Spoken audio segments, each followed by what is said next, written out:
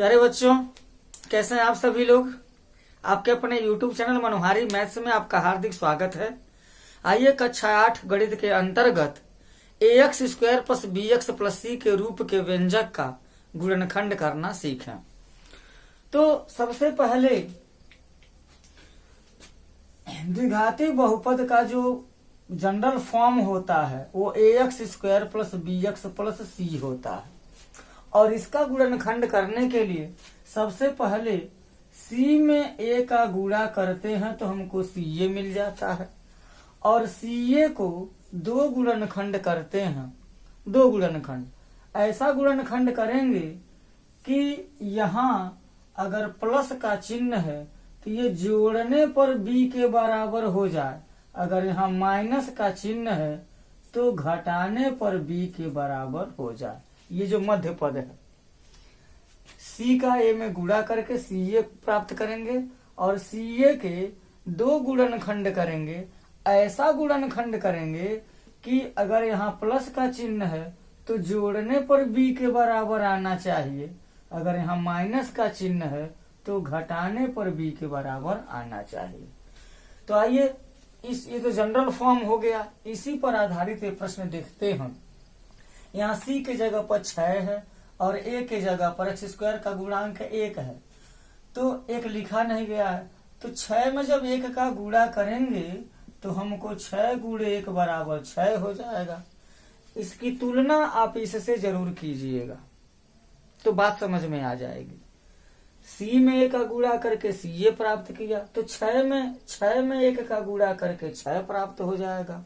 ca के दो गुणनखंड किए तो आइए 6 के दो गुणनखंड प्राप्त करें। एक गुणनखंड तो 6 गुणे 1 हो जाएगा, दूसरा गुणनखंड क्या हो जाएगा 3 गुणे 2 हो जाएगा। अब यहाँ प्लस का चिन्ह है, तीन गुणनखंडों को जोड़ने पर 5 के बराबर आना चाहिए। तो 6 में 1 जब हम जोड़ेंगे तो 7 हो जाएगा, और यहाँ पर 5 दिया है। इसका मतलब ये जो गुणनखंड है वो हमारे काम की चीज नहीं है। अब दूसरा गुणनखंड 3 गुणे 2 है। 3 और 2 को जब हम यहाँ धन का चिन्ह है जब हम जोड़ेंगे तो हमको 5 यहाँ मिल जाएगा। घटाएंगे नहीं, जोड़ेंगे। क्यों?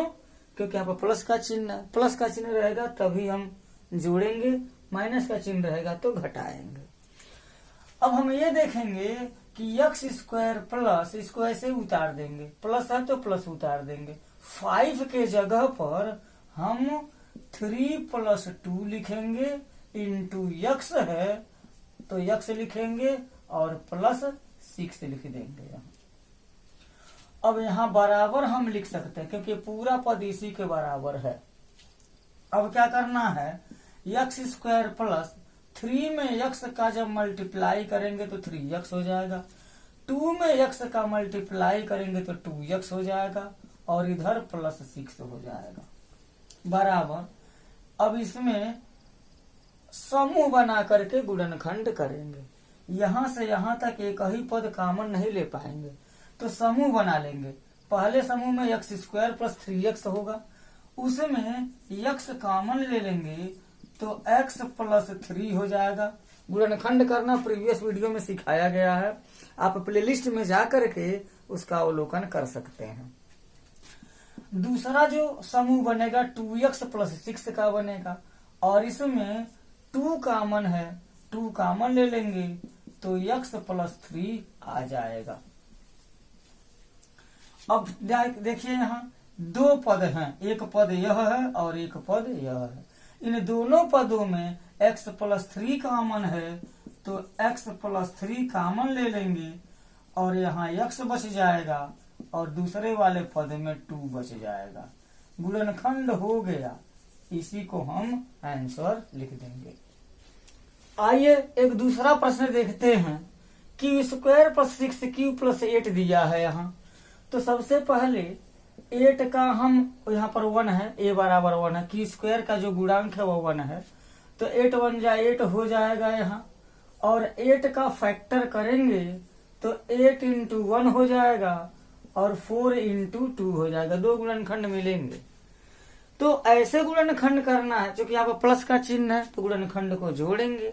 गुणनखंड जोड़ेंगे, 8 और 1 को जोड़ेंगे तो 9 हो जाएगा। 9 को तो नहीं लिखेंगे क्योंकि यहाँ पर 6 लिखा है। अब 4 इंटू 2, 4 में 2 को जब ऐड करेंगे तो 6 हो जाएगा। यहाँ 6 है, इसका मतलब यही गुणनखंड हमारे काम की चीज है।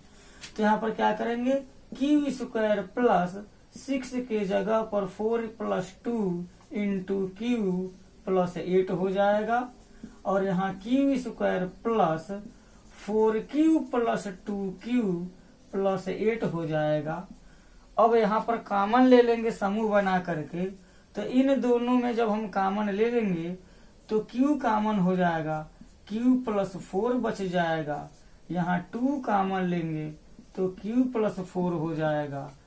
q प्लस 4 कॉमन ले लेंगे तो यहाँ q प्लस 2 हो जाएगा और यह आंसर हो जाएगा। तो प्यारे बच्चों, मैं आशा करता हूं कि आपको ये जो वीडियो हैं ये समझ में आए होंगे। आइए ये दोनों प्रश्न ऐसे ले लिए गए जहां पर सब प्लस प्लस है। कुछ ऐसे प्रश्न लेते हैं जिसमें माइनस भी हो। आइए एग्जाम्पल से देखते हैं। नेक्स्ट प्रश्न है y square plus 9y minus 36। यहाँ पर माइनस का चिन्ह है। एक दूसरा प्रश्न भी ले लिया गया है, यहाँ भी माइनस है और यहाँ भी माइनस है। इससे पहले वाले प्रश्न में क्या था, दोनों जगह प्लस प्लस था, लेकिन यहाँ इस प्रश्न में एक माइनस यहाँ है और यहाँ पर दोनों जगह माइनस है। सी भी माइनस में है और बी भी माइनस में है। तो आइए देखते हैं इसका कैसे फैक्टराइजेशन होगा। तो सबसे पहले 36 से करने तो 36 हो जाएगा और 36 के ऐसे दो गुणनखंड करना है जिनको घटाने पर 9 मिल जाए। तो देखिए 36 का गुणनखंड, शुरुआत इसलिए डिटेल बता दिया जा रहा है। 36 का गुणनखंड करेंगे तो 36 गुणे 1 हो जाएगा। हो जाएगा कि नहीं? हो जाएगा। उसके बाद से 18 दूना 36 हो जाएगा। उसके बाद से 12 तिहा 36 हो जाएगा। उसके बाद 9 चौके 36 हो जाएगा। उसके बाद क्या हो सकता है, 12 तिहा 36 है, 1 2 3 4 5 6 गुणे 36 हो जाएगा। बस इतना हो सकता है। अब इसमें देखिएगा घटाने पर 9 होना चाहिए। ये पूरा डिटेल आपके सामने गुणनखंड खुल गया है। और ये गुणनखंड किया कैसे जा रहा है, पहाड़ा पढ़ दिया जा रहा है। 1 से 10 तक तो पहाड़ा याद ही होगा, बस उतने से ही काम चल जाएगा। यहाँ देखिए 36 में से 1 घटाएंगे तो 35 होगा। यहाँ पर 35 नहीं दिया। 18 में से 2 घटाएंगे तो यहाँ पर 16 हो जाएगा। 16 दिया नहीं है। 12 में से 3 घटाएंगे तो 9 आएगा। 9 यहाँ पर है। ये 12 गुणे 3 ये गुणनखंड हमारे काम की चीज है। और भी चेक कर लेते हैं। 9 में से 4 घटाएंगे तो 5 होगा। 6 में से 6 घटा देंगे तो 0 हो जाएगा। देखिए एक ही प्रश्न कई तरह से बन सकता है।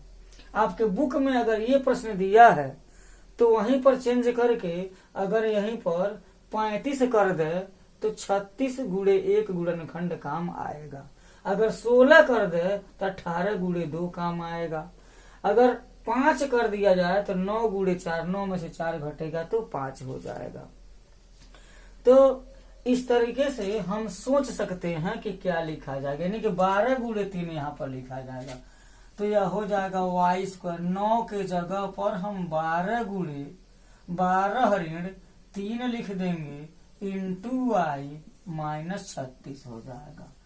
y स्क्वायर प्लस 12y ऋण 3y ऋण 36 हो जाएगा।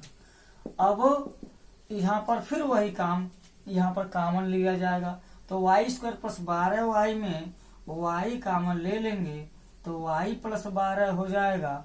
माइनस 3y माइनस 36 है। इसमें क्या कॉमन लेंगे, y तो कॉमन हो नहीं पाएगा क्योंकि y यहाँ है ही नहीं, लेकिन 3 कॉमन जरूर हो जाएगा। लेकिन 3 के पहले माइनस आएगा। देखिए क्या परिवर्तन होता है। कॉमन लेने का मतलब होता है भाग देना। माइनस 3y में से आपको माइनस 3 कॉमन लेना, 3 से 3 कैंसिल होगा, माइनस माइनस का प्लस हो जाएगा और यह y हो जाएगा। इसे मिटा देते हैं, इसकी कोई जरूरत नहीं है। अब y हो जाएगा। और माइनस 36 में माइनस 3 जब कॉमन ले लेंगे तो यहाँ पर 12 बार में कटेगा। माइनस माइनस का भाग प्लस हो जाएगा, यानी कि यह +12 हो जाएगा। एक बात ध्यान रखिए, पहले वाले पद में कॉमन लेने के बाद जो सार्वगुणनखंड बचता है, ठीक वही गुणनखंड आगे भी बचना चाहिए, ताकि अगले स्टेप में उनको हम कॉमन ले सकें।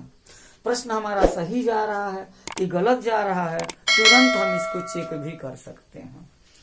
तो y +12 यहाँ है, y +12 यहाँ आ गया है, इसका मतलब हम सही चल रहे हैं। अब क्या करेंगे, इसमें y +12 में 12 फिर कॉमन ले लेंगे तो हमको यहाँ y मिल जाएगा और इस वाले पद में से -3 मिल जाएगा।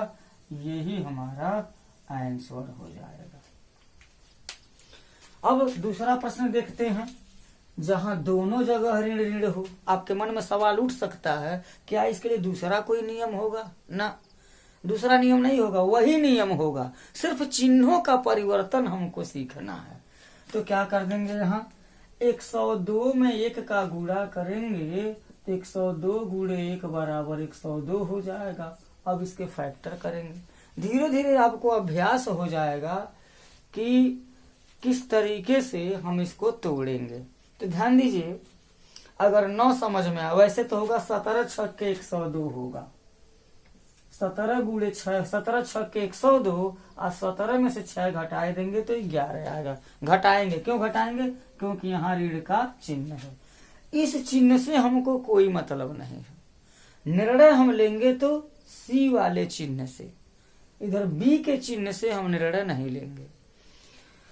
तो 17 × 6 हो जाएगा 102 बराबर k² ऋण, यहाँ 17 ऋण 6 लिख देंगे इंटू के ऋण 102 हो जाएगा। यहाँ k² 17 के ऋण ऋण का धन हो जाएगा और यहाँ 6 के ऋण 102 हो जाएगा। अब क्या करेंगे, कॉमन लेंगे, 2 पद यहाँ 2 पद यहाँ, 2 पद के जोड़े बन गए। इसमें से कॉमन क्या हो जाएगा, k कॉमन हो जाएगा। तो बचेगा क्या, भाग देंगे, k² में k से भाग देंगे तो k आ जाएगा। ऋण 17 के में k से भाग देंगे तो यहाँ ऋण 17 आ जाएगा। यहाँ पर 6 के है, ऋण 102 है, तो k तो कॉमन नहीं हो पाएगा, 6 कॉमन हो जाएगा। यह k ऋण यहाँ 17 हो जाएगा। ना समझ में आए तो 102 में 6 का भाग दे देंगे किनारे तो 17 आ जाएगा। अब यहाँ 2 पद हैं, इन दोनों पदों में k ऋण 17 कॉमन है, कॉमन ले लेंगे तो हो जाएगा k ऋण 17 दूसरे कोष्ठक में k धन 6 और यह आंसर हो जाएगा। प्यारे बच्चों, मैं उम्मीद करता हूँ कि आपको ये समझ में आ गया होगा, क्योंकि ये जो ax² + bx + c के रूप के जो व्यंजक का गुणनखंड मध्य पद को तोड़ करके करते हैं, बहुत ही इम्पोर्टेंट है, बहुत ही इम्पोर्टेंट है। 10th में भी काम आएगा, फर्स्ट ईयर में भी काम आएगा, सेकंड ईयर में भी काम आएगा, गणित में तो काम आएगा ही, भौतिकी में भी काम आएगा। जहां पर द्विघात व्यंजक बना, वहां अगर गुणनखंड करने की बात आई तो वहां ये रूल काम करेगा। आइए नेक्स्ट प्रश्न देखते हैं। ये प्रश्न देखिए, 48 धन 2x ऋण x² आ गया है। और एक बात ध्यान रखिए, जो हमारा द्विघाती व्यंजक का जनरल फॉर्म होता है वो ax² + bx + c होता है। मतलब ये कि x² वाला पद पहले रहेगा, x वाला पद बाद में रहेगा और c वाला पद सबसे किनारे होगा। यानी कि घातों के अवरोही क्रम में लिखा गया है, घातों के डिसेंडिंग ऑर्डर में लिखा गया है। लेकिन यहाँ देखिए उल्टा हो गया, ये 1 घात 2 घात सबसे बाद में है। तो इसको हम क्या करें, आसानी से हल करने के लिए इसको हम ऐसे लिख सकते हैं। ऋण x² पहले कर देते हैं, 2x को धन 2x नहीं रहने दीजिए, 48 मतलब धन 48 है तो यहाँ 48 लिख देंगे। अब एक बात और है, देखिए यहाँ x² का जो पद है वो धनात्मक है, यहाँ पर क्या है, ऋणात्मक है। अगर हम ऋण कॉमन ले लेते हैं तो यह x² ऋण 2x ऋण 48 हो जाएगा। ऋण कॉमन लेंगे, कोष्ठक में बंद करेंगे तो अंदर के चिन्ह को बदल करके लिखेंगे। या ऐसे भी समझ सकते हैं कि इसमें से -1 कॉमन लेंगे तो सभी चिन्ह बदल जाएंगे, पद सब वही रहेंगे लेकिन चिन्ह माइनस का प्लस, प्लस का माइनस, प्लस का माइनस हो जाएगा। अब यह पहले जैसा प्रश्न आपका बन गया। देखिए 48 है, 48 से करने 48 होगा और बड़े आसानी के साथ है 8 छके 48 आप कर सकते हैं। 8 छके 48, 8 छके 48 हो जाएगा और 8 में से जब 6 घटेगा तो 2 आएगा। क्यों घटेगा? क्योंकि यहाँ ऋण दिया है। इस ऋण से मतलब नहीं है, इस ऋण से मतलब है। इसी ऋण से या धन से हम निर्णय लेंगे। तो यहाँ पर हो जाएगा 2 के जगह पर 8 - 6 इंटू यक्स -48 लिख दिया जाएगा। क्या होगा? X square -8x plus 6x -48 होगा। अब आप कहेंगे यहाँ माइनस है, यहाँ माइनस है, तो यहाँ प्लस कैसे आ गया? एक एक पद पर विचार करना है। बीजगणित में चाहे वह गुणनखंड हो, चाहे वह गुणा हो, चाहे वह भाग हो, चाहे वह घटाना हो, चाहे वह जोड़ हो, चिन्ह पर विशेष ध्यान देते हैं। अगर चिन्ह गड़बड़ हो गया तो पूरा का पूरा सवाल गलत हो जाएगा। क्या करेंगे? यहाँ कैसे हुआ है? देखिए 8 में x का गुणा करेंगे तो 8x हो जाएगा, लेकिन 8 के पहले धन का चिन्ह, धन ऋण का गुणा ऋण हो जाएगा। 6 में x का गुणा करेंगे 6x तो हो जाएगा, लेकिन ऋण में ऋण का गुणा करेंगे तो धन हो जाएगा। या यूं समझ सकते हैं, सिंपल सी बात समझिए, कोष्ठक के पहले ऋण का चिन्ह है तो कोष्ठक जब हम हटाएंगे तो अंदर के चिन्ह बदल जाते हैं। सीधी सी बात ये हम कर सकते हैं। क्या हो जाएगा? माइनस, यहां से कॉमन ले लेंगे तो x -8 हो जाएगा। 6 कॉमन ले लेंगे तो x -8 हो जाएगा। 6 × 48। अब यहाँ माइनस x -8 यहाँ भी, x -8 यहाँ भी है, तो x -8 कॉमन ले लेंगे और x + 6 यहाँ आ जाएगा। मझला को बड़ा कोष्ठक हटा भी सकते हैं। -x -8 इंटू x + 6, यहाँ हम आंसर लिख सकते हैं। आंसर की एक और गुंजाइश है यहाँ। क्या गुंजाइश है? देखिएगा ध्यान से, एक बार बता दें। अगर a ऋण b है, इसके पहले ऋण लिखा है, कोष्ठक जब तोड़ेंगे तो ऋण a धन b हो जाएगा, या इसको आप b ऋण a लिख सकते हैं।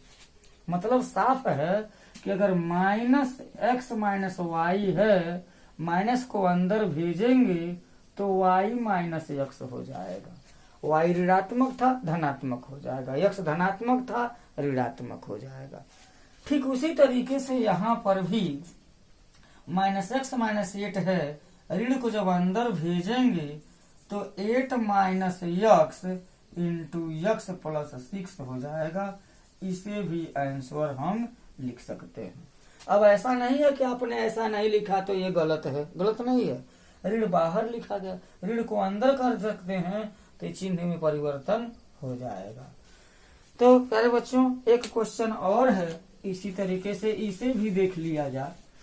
अब जैसे देखिए यहाँ पर क्या है, हमारा जनरल फॉर्म क्या है? ax²। ये 2 घात वाला पद पहले रहेगा, सिंगल पावर पद बीच में रहेगा और +24 हो जाएगा।